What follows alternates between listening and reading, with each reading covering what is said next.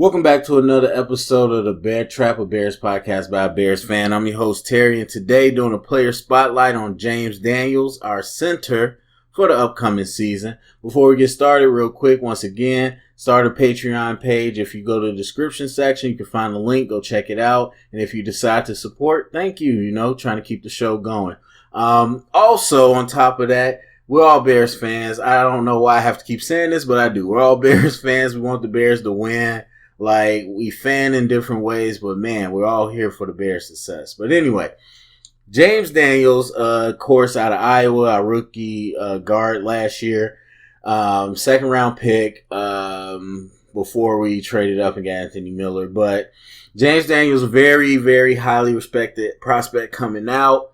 Was not my favorite center out of the group, but I didn't get to see a whole lot of him.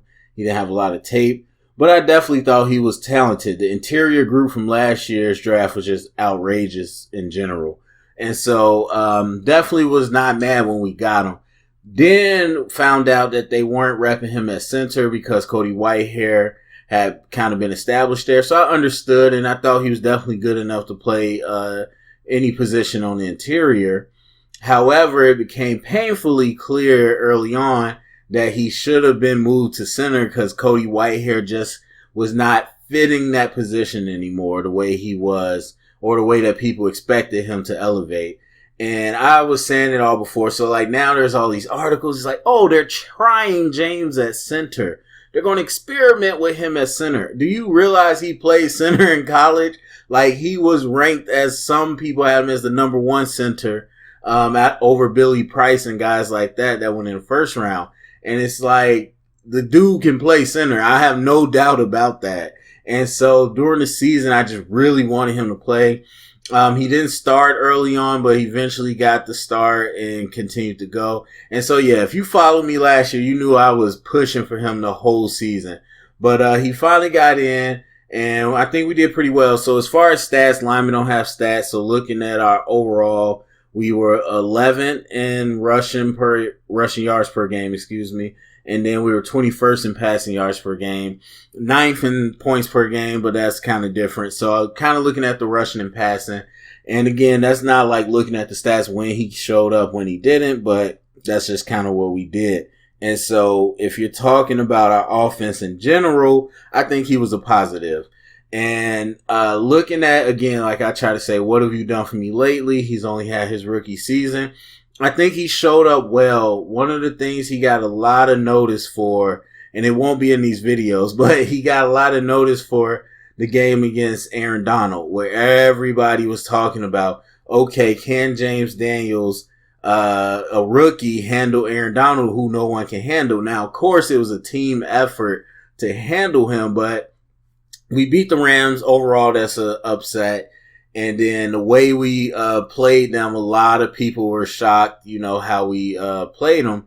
But out of that story, the offensive line's effort against Aaron Donald, particularly the times James Daniels had to really shoulder the load. Now, he didn't shut Aaron Donald down. If it was one-on-one or when it was up to Aaron Donald, with James Daniels, he beat him, but overall we played well enough in the game plan to do it. And I think that's what put him on the spotlight for a lot of people. So, for me, again, what have you done lately? I think he stepped in and gave a stability to the offensive line. And then going forward in this season, they're finally doing what I've been asking for and putting him at center. That upgrades two positions. And so Cody Whitehair, and I've talked about him before, but you talk about a guy that people believe was a 5-tool lineman as far as position. Definitely more suited to be a left guard.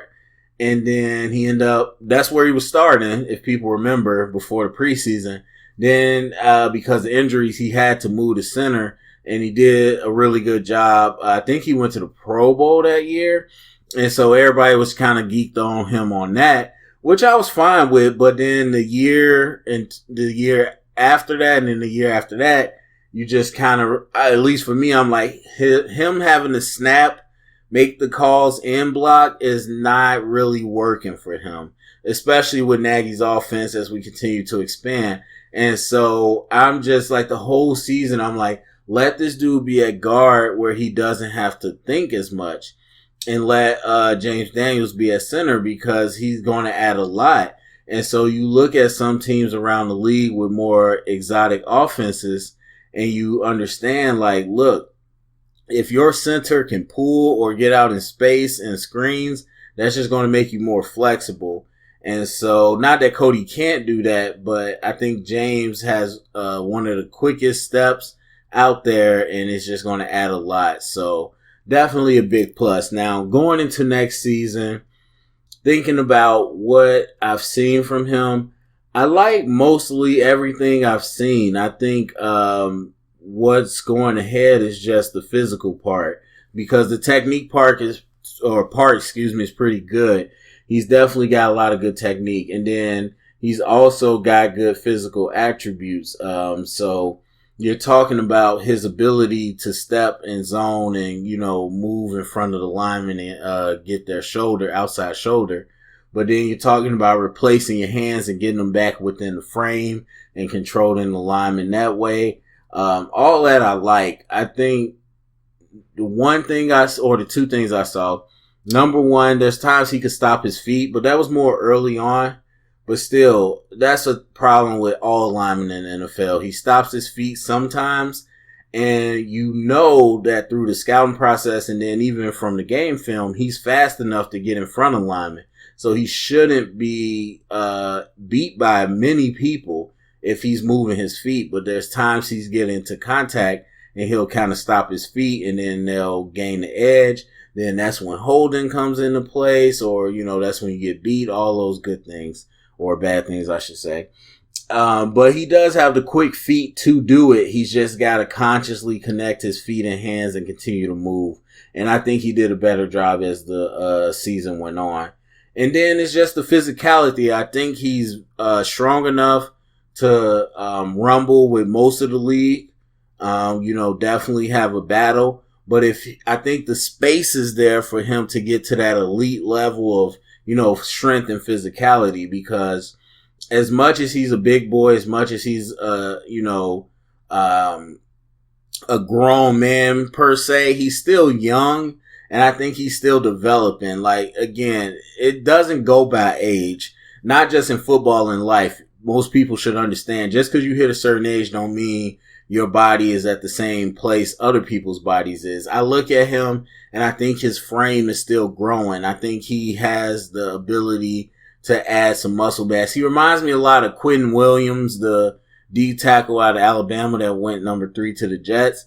Just, you could tell there's a lot of baby fat there. You could tell there's a lot of transformation to go on that body. And with the natural strength that he showed this year, and, Big Ten football, I'm sure they had a good training program, but I still think there's area for him to grow and to become in that really top echelon of real strong interior linemen. So I would love to see him get to that point and, continue to work.